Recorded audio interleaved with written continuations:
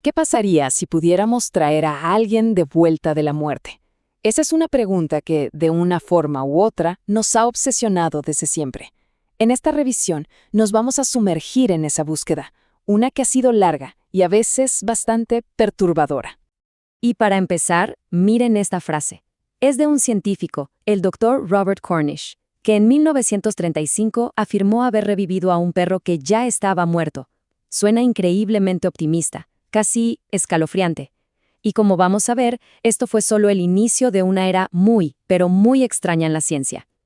Es que, el deseo de engañar a la muerte no es nada nuevo, para nada. De hecho, es tan antiguo como la civilización misma. Todo comenzó con oraciones, con rituales ancestrales. Los primeros intentos de los que tenemos registro aparecen en textos religiosos y científicos, y casi todos giraban en torno a dos cosas: el aliento y el calor. Desde el profeta Eliseo en la Biblia hasta el famoso médico Paracelso, que usaba fuelles como si fueran un pulmón artificial primitivo. La idea era la misma. La vida podía, de alguna manera, reiniciarse si se restauraba la respiración. Y bueno, aquí es donde la cosa se pone bastante brutal. La desesperación llevó a la intervención física. La gente empezó a ver el cuerpo como una especie de máquina que se podía sacudir, golpear o forzar para que volviera a funcionar. La ciencia detrás de esto estaba totalmente equivocada, claro, pero fíjense en el cambio de mentalidad. Pasamos de la oración a la acción física directa.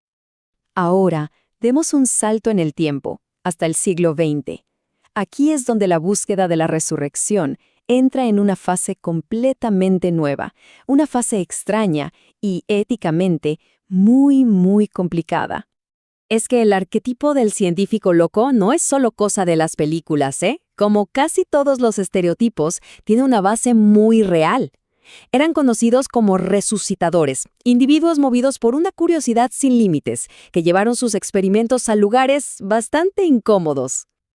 Y el protagonista de esta parte de la historia es, sin duda, el Dr. Robert Cornish.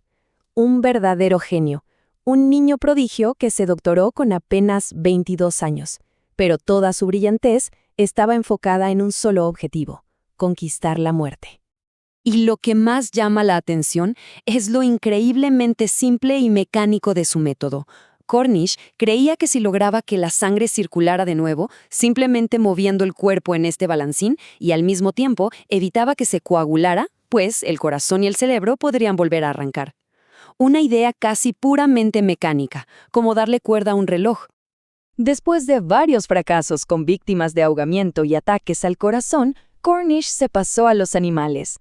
Y aquí es donde la historia se pone de no creer. Logró reanimar a 2 perros, a los que llamó Lázaro IV y Lázaro V, que vivieron meses después de haber sido declarados clínicamente muertos. Eso sí, quedaron ciegos y con un daño cerebral terrible, pero técnicamente estaban vivos. Este es uno de mis detalles favoritos de toda esta historia. Sus experimentos eran tan espectaculares, tan visualmente impactantes, que Hollywood le tocó la puerta, pero no para hacer una película sobre él, sino para meter su ciencia real en una película. O sea, el Dr. Cornish actuó de sí mismo, y las filmaciones de su laboratorio, con los perros resucitados y todo, formaron parte del filme. ¡Una locura! Con esa confianza, Cornish sintió que estaba listo para el siguiente paso: un ser humano. Y de hecho, un recluso condenado a muerte, Thomas McMenegal, se ofreció como voluntario, pero le negaron el permiso. Y lo más increíble no es eso, sino la razón. No fue por un debate ético sobre revivir a los muertos, sino por un vacío legal. ¿Qué pasaría si funcionaba? Si un hombre ya había sido ejecutado por su crimen, ¿se le podía juzgar 2 veces? El estado de California prefirió no averiguarlo. Pero ojo, Cornish no estaba solo en esto. Al otro lado del mundo, en la Unión Soviética, los límites estaban empujando de maneras, digamos que aún más extremas.